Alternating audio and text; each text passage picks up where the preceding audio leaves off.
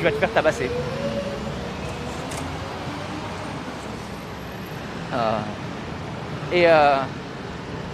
Elles y vont, hein. Elles peuvent être... faut pas les emmerder. Hein.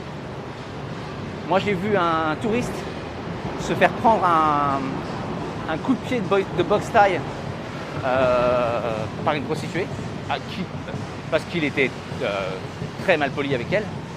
Putain, elle l'a cassé en deux. Alors, c'est le nouvel an chinois, donc on a les dragons qui proposent leur service aux boutiques. Vous voyez, en fait, ils proposent de bénir les boutiques.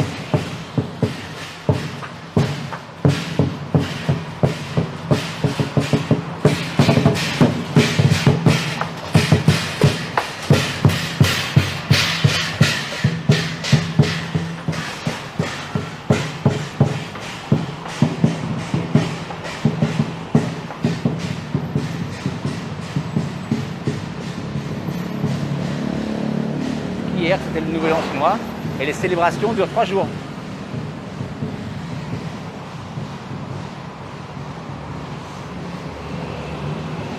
À 4h du mat avec des gens un peu louches, on n'est pas fiers. Ah, tu m'étonnes.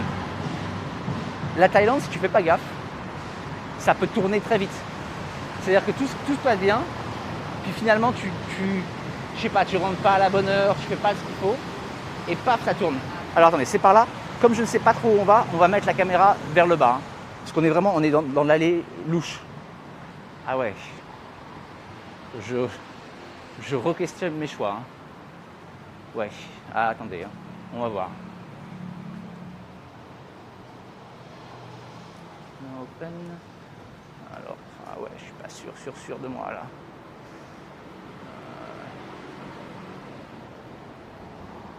Attendez, hein, je cherche. Mais je filme par terre parce que là, clairement, je vais pas filmer autre chose. Hein. Non, je veux pas boum boum. Laisse-moi tranquille avec ton boum boum, ça m'intéresse pas. J'ai trouvé le musée.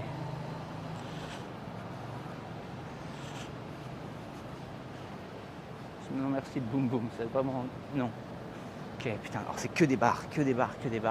La rue est glauque la journée, ça pue le pipi de chat.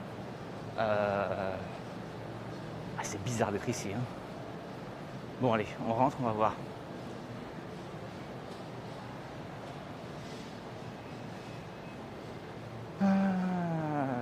On tente. Oh la vache, l'entrée.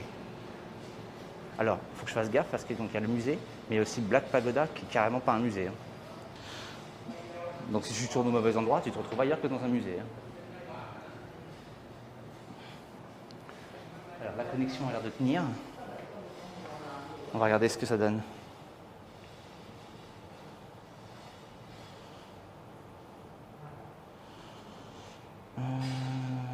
Ouais, on est bien. Hein.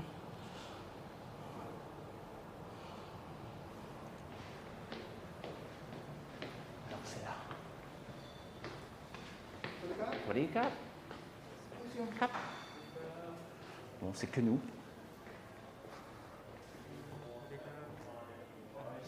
This way, okay, cap.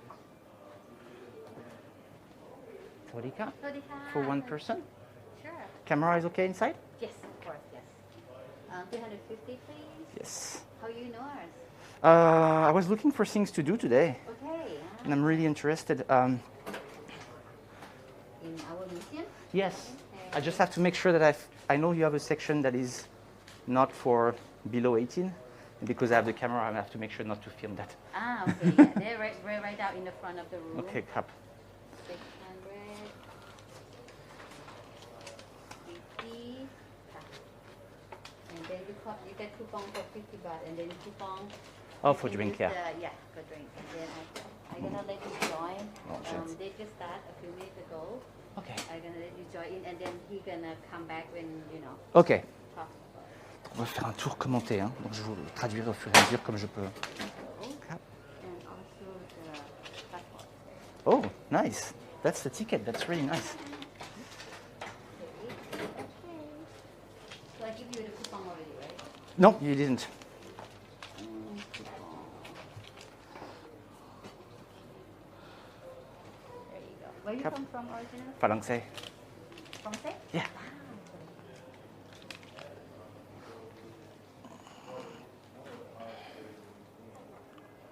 Daddy. Yes. Can I have one of the...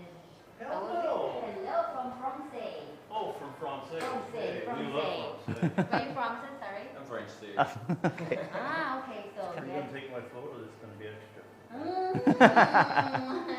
Can I ask that you do that after the tour? Is that if he's going to take? Oh, I'm not taking photos. I'm just holding the camera like that. It's Oh, okay. yeah, and I'm not filming you. Don't You're worry. gonna have to hold it for an hour, then you'll. That's perfect. Okay. Okay. We're talking about this model of Pat-Pong, how it looked before 1946. Okay. This is sort of, are you familiar with the area? A little bit, yeah. The roads and all that? Yeah. Okay. This is sort of one, this is Ceylon with a canal, and it had a streetcar system down here, and they also had big windmills. And Ceylon used to be called Windmill Road. Okay. I have a feeling you're recording it, aren't you? No, it's not. It's live, but it's not recorded. Okay. Don't worry. Okay, anyway, the reason was it's basically pumping out water to irrigate the fields. By the way, Ceylon today means windmill. It means long is the wind and sea is the churning of the wind. So it's built into the name. If you go down to the cross street down here in Ceylon where the BTS turns to Cheongdongsi Station, you see right in the median a big metal windmill, kind of homage to the area. These other windmills. Okay, Jim. I think I was talking about Jim Thompson. Jim Thompson was an interesting story. He's an American. He was associated with the OSS, the predecessor to the CIA. He had some CIA connections, but he's noted for reviving the silk trade, the Thai silk trade in Thailand. And the mystery of the whole thing, he disappeared in 1967 in Malaysia Highlands. So nobody knows what happened to him. That's the big mystery. But you know, you can go to the Jim Thompson Museum here. You have Jim Thompson silk stores in the airports. He's quite well known, connected to Thailand. Anyway, at the end of World War II, a Major Jim Thompson used this same building with his staff and to do all the paperwork processing for the surrendering Japanese soldiers before they were shipped back to Japan. So we're tied in with... So he was installed in Patpong? Huh? He was installed in the area? He had something in there? Okay. Yeah, this Okay. building was on the property that later become Patpong. Okay. Okay. So anyway, speaking of traffic here, Je vais tout traduire I was après. going to say, speaking of World War II, we had the Japanese here in Thailand during World War II, but that doesn't mean everybody liked that they were here. So, for instance, a lot of Thai university students in the States didn't like the Japanese in the country. They formed part of the resistance against that, and they were trained by the OSS, the predecessor of CIA. One of those was Udon. He went to the United States, got a degree from the University of Minnesota, and during the summer months he's trained to jump out of airplanes and blow up things, all that fun stuff. Such that by the time he's finished getting his degree, the war's finished already. So he comes back. By the way, the resistance is called the Seri Thai, S-E-R-I, the Free Thai, like the Free French. Okay. I don't want to get into that. Okay. Anyway, he does that. He comes back, and he's been overseas so long. He's developed a Western way of thinking about real estate. In his opinion, this property is perfect to develop into a central business district. I mean, you can see the growth of the city coming out. His father, he's battling his father. His father says, no, leave the land alone. This is for our family and future generations. You know, so they're fighting each other. But technically, he's not the oldest son. The other guy is. But the other guy is kind of on Udam's side, and he believes the same thing. The oldest son, unfortunately, does pass away. Udam inherits the property after their father passed away in 1950. So he's able to go forward with what he wants to do. And the very first thing he does is build Patpong Road. We call it Sloi 1 over here. That's it's an extra 15-meter wide road connecting Suiwon with Ceylon. And then he starts putting shop houses on both sides of the road. He also builds a couple office buildings. The big tall building at the end of the street I don't know if you've seen it, it has shenanigans on the ground floor, Mhm. the pub. Most of the building is pretty much, it's vacant, basically. But that's, that used to house the offices of the CIA over here. Right? Yeah, that gets it real interesting stuff there, CIA. Anyway, building 3 is further down Petcombe Road, it's a smaller office building. That building had offices of Air America and Air France. So we're tying with, can you keep it down here, buddy? Okay, Air America was an exclusive airline working only on behalf of the CIA. They would take airplanes, spray paint them, you couldn't tell what nationality they were, the number markings and all that kind of stuff. And they would do that basically, and they would be flown by ex-Air Force pilots. So they were working only on behalf of the CIA in the secret war in Laos. I'm going to see a film about that here shortly. Let's see, make sure I cover everything. Okay. So he builds all these shop houses. He built a couple office buildings in the area. Obviously, this teakwood building is in the way. So it's removed in a couple of years.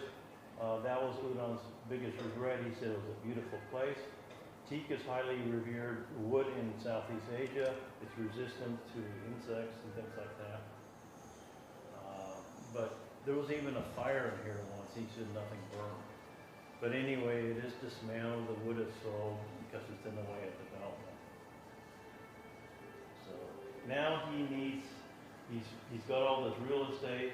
He's got loans outstanding. He needs to get commercial tenants to start renting and start paying him rent checks and everything, which brings us into the 1950s, the next room. Alors, je vais traduire au fur et à mesure, hein, mais en gros, c'est le quartier qu'on vient de traverser dans les années 40. Voilà, je sais que ça va être un peu loin, mais restez avec moi. Okay, here he is here. He passed away in 1996, but he's the gentleman credited with building the central business district for the city of Bangkok. Air France again? Yeah. Okay, we had Pan Am here. All the major airlines had their offices all throughout the city. He said, why not be in one location, Petcombe Road? And it's convenient for customers to book their tickets, that kind of thing. And that made a lot of sense. He offered them Western type lease agreements where they didn't have to pay upfront money like they do on a Thai agreement. And he encouraged them all to relocate here, and they did. Pan Am was a major U.S. airline in the 1980s, by the way, and they're no longer exist. Also, he invited Shell Oil and Caltex oil companies to come here. After the CIA vacated Building 1, the tall building at the end of the street, Shell Oil occupied a lot of that, and we used to call that the Shell Building. And then with the early 1960s, the Vietnam conflict, UPI, Associated Press, and all those guys, they came here as well. Let's look at this sign over here. This is Misu's kitchen. Mizutani was a young Japanese junior officer who comes back after the war, opens the very first kitchen, restaurant in Petcombe, 1954. Originally it was on the corner. This is Sudawong and Petcombe Road. It didn't exist there very long. I moved further down Petcombe Road. I think because maybe the rent was too high on the corner. I don't know. But anyway, this restaurant, it's not just Japanese food. It's international cuisine, pizza, spaghetti, ravioli, all that stuff, as well as Japanese food too. It was open for 60-some years. It closed a month before we opened the museum. So what happened is they're cleaning out the restaurant. This sign is sitting out by the trash house outside here. And as we're building the museum here, we said, hey, what are you doing throwing that away? Give it to us. You're a big part of the history of the area. Misu's kitchen. Nice. So Misu, at some juncture, he passed away. His adult children were handling the restaurant, and they're just getting tired of it, so that's the reason they closed. Some people here have actually eaten there. I didn't even know the place existed, to tell you the truth. But that's Misu's kitchen. So, okay, we're going to see a 13-minute film. It's called The Secret War. in Laos. Come on in. Sorry. I'll let you watch the film. I will actually look at that and explain in French. Thank you. No, I'm not, but okay. God, the guy is... Le mec, il est hyper désagréable. Hyper désagréable. Mais bon, je vais réexpliquer, mais putain, je suis pas en train de te prendre en photo, et surtout, ils m'ont dit que j'avais le droit, donc... le mec est hyper désagréable, on va faire avec. Alors, donc, on est dans le quartier de Patong. Non, go ahead, it's fine. So, on est dans le quartier de Patpong, qui est le quartier chaud de Bangkok, qui, avant la guerre, donc là, on regarde à quoi ça ressemblait dans les années 40. Non, mais tout, l'attitude, tout. On voit dès que tu fais un bruit, ils te regardent et dire tu m'interromps, c'est insupportable. Genre, si tu veux pas que les gens viennent et fassent du bruit, en fait, ne laisse pas les gens venir. Non, le guide. Alors, voilà, le quartier de Patpong, qui, à l'époque, est donc uniquement... Donc, c'est la rue qu'on a traversée, là où il y avait le Burger King, c'est ça. Voilà.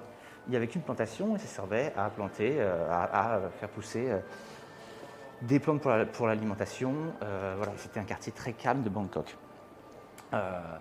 Qui était aussi où il y avait beaucoup de business de Jim Thompson. On a vu la maison de Jim Thompson, qui était un ex-agent de la CIA, installé à Bangkok, qui faisait du commerce de la soie et du bois de teck, et qui un jour a disparu mystérieusement. Arrive la guerre, donc la Seconde Guerre mondiale, et un local thaïlandais a fini ses études juste à la fin de la guerre, et quand il rentre de ses études, il voit ce quartier et il dit à son père, il faut qu'on transforme ce quartier, il faut qu'on modernise Bangkok. Et son père lui dit non, nous on est humble, on fait des cultures, et donc du coup, ce qu'il fait, c'est que lui, il commence à faire vraiment de l'investissement immobilier. Déjà, ce qu'il fait, c'est qu'il vient installer toutes les grosses compagnies aériennes. Donc il dit aux compagnies aériennes, on va construire une longue rue, donc Patpong, qui va faire une ligne comme ça, et on va installer toutes les compagnies aériennes le long. Qui s'installe aussi en fin de rue? La CIA s'installe là. Donc c'est en plus le siège de la CIA en Thaïlande qui vient s'installer ici, et le développement devient énorme. Ce bâtiment disparaît, et c'est comme ça que Patpong commence doucement à devenir Patpong. Mais donc, il y a 70 ans, vous vous rendez compte? C'est un peu plus maintenant, donc soit 80 ans, là où on était, c'était comme ça. Ça vous donne une idée de la vitesse à laquelle Bangkok s'est développé. Je veux dire, en une vie, on est passé d'une mégalopole hyper importante, on est passé de ça à une mégalopole hyper importante, quoi.